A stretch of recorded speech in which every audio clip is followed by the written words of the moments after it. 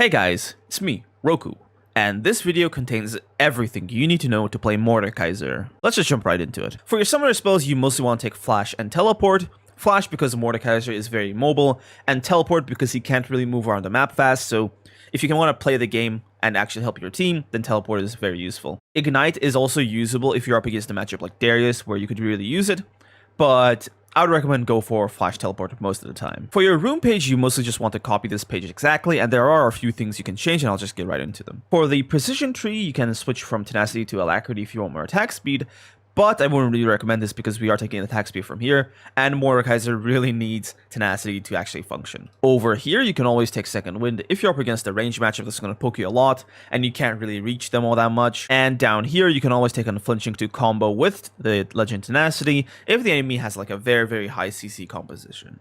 As for the stats here, you basically just want to keep these two the same, and here you want to just pick the stats that's helpful against your laner. So if you're up against like a Riven, take armor. If you're up against Cassiopeia or some sort of AP champion, then you go for magic resist. Okay, so here's the item set for Mordekaiser. These are just the starting items along with some vision things and the elixirs. For more passive matchups where you're more scared, you can go D shield. If you're into a matchup where you want to be way more aggressive, then go D ring because it gives you ability power. These are just the boots and the rush items, and they make it way more convenient to play Mordekaiser, just everything's within your reach. Now for the Mythic Choice.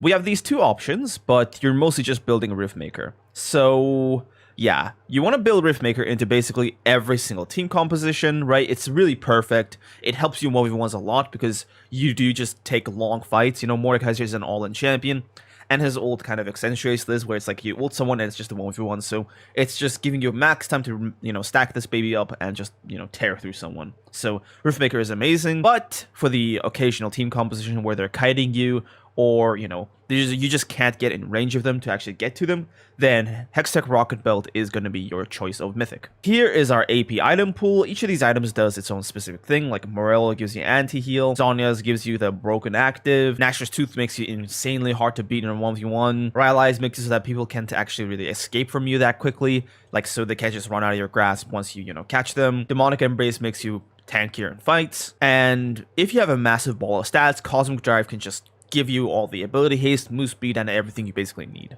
Here is our tank item pool. The best tank item by far for Mordekaiser is Spirit Visage because it buffs up his healing and his shields, and using your shield properly is the most important thing, or one of the most important things on Mordekaiser. The rest of these are just situational randos if you're up against crit champions or something and you can get in the range. Anathemas if they have a single carry, they have to just point this on. Force of Nature if they have a really long range mage that's just ruining your day. Dead Man's is really like a dead item for now, but you can get it if you're like, you know, up against a full AD composition. Gargoyles is an all-around great tank item because it just buffs up your resistances massively and you double down on the shield. It's just very expensive. Here is a build that's more tanky. So we have Riftmaker, Zhonya's, which is kind of like helps you become, you know, hard to kill, and full tank. Here's a build that's more balanced. We're doing damage and also being tanky. And here is a build that's just super damage oriented. You're going to kill some people, but you're also going to be very squishy. There's no build where you're going to go like full AP items or full tank items. Mordekaiser needs both of them. So my recommended recipe is this. You need 2 to 3 AP items, and then the rest is just tank items. That's just the ideal recipe for a Mordekaiser build.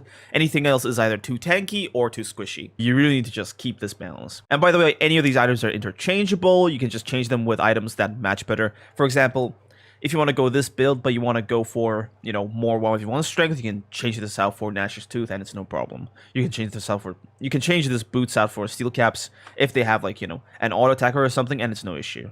I will be pasting the link to this item set in the description and the comments below, so, you know, go down there and get it. Hey guys, sorry to, like, you know, stop the video like this, but I just wanted to let you know that I put a lot of work into these videos to make them nice, informative, and crisp, so I'd really appreciate it if you could like the video, comment, and just let me know what you think. I'd especially appreciate some feedback on what you think the video lacks so they can make better videos in the future. Anyway, back to the video. Let's just get right into some of the in-game stuff. So early on in the lane, you just want to use your Q to poke the enemy, and you don't want to do that much aside from just taking good trades and CSing, because Mordekaiser loses a lot of matchups early on. You really don't beat some of these champions without your ultimate, so you want to be patient and just wait for level 6, because level 6, you can basically just point your ultimate at someone and just 1v1 them really easily. So yeah, just be patient. Try your best to just like get isolated Qs off. So if the enemy steps into a position like this, you can just go for like an isolated Q and deliver a ton of damage. That's just, you know, it's just a very, very solid poke that you can just do instead of just poking him through the minions, where it doesn't do that much in comparison, of course. One of the most important things in Mordekaiser is using his W properly. You don't want to just press W early on in the fight and just be done with it, because a lot of champions like have so much damage that if you don't use it properly, they just burst through you and kill you instantly. In order to get the most of your W, you want to activate it when it's basically just full, okay? So when you have your full armor bar, that's when you want to activate your W, because otherwise it's not enough. Also be careful of champions that have shield removing mechanics like Renekton. Just be careful, wait for their W and then activate your W. One thing that you can do with Mordekaiser is reposition Q with your flash. Kind of like that, or let's say if this is an Aurelia and she Qs onto me, I can just back like that and then she's hit. So yeah, in any case, you can reposition your Qs with your flash in order to get the perfect Q off and to just kill them before they can kill you. The normal combo for Mordekaiser is with his E, so E, Q, auto, that's the normal combo, and then you get your full passive, and then you just keep hitting them until they basically just die. You don't have to just cast E at max range, you can also cast it closer to you. So like, look, something like this. Some of you might realize that this is a nice escape tool, so let's just say I'm running away from this guy. I can E backwards and just keep walking, and then they're just pulled back, so I'm disengaging from this fight. So if you're caught in an all-in versus a champion that can just really ruin your day and just murder you, this is like your only tool for escape, so make sure you use it wisely. And now for our ultimate. The perfect time for ulting is basically whenever you've gotten your hands on someone. So let's just say that, you know, if someone's already in max range, then ulting them means that I have to spend extra time getting to them.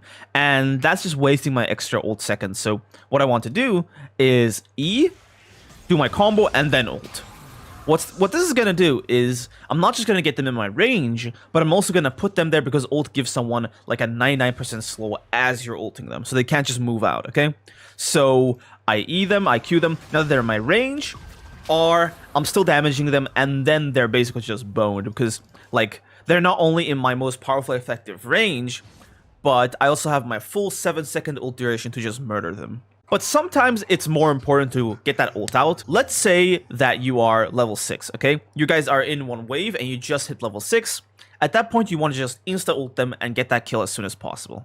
Honestly, that's pretty much it for Mordekaiser. He's not a very complicated champion. He just takes a lot of patience and a lot of just like, you know, watching things happen and then striking at the right time. Kind of like Darius. I forgot that I had my camera off for the in-game recording part. So yeah, apologies, but there was a very funny picture of the Darius action figure that's coming up. If you want to see more guides like this, such as my Darius guide or my set guide, click the videos on your screen.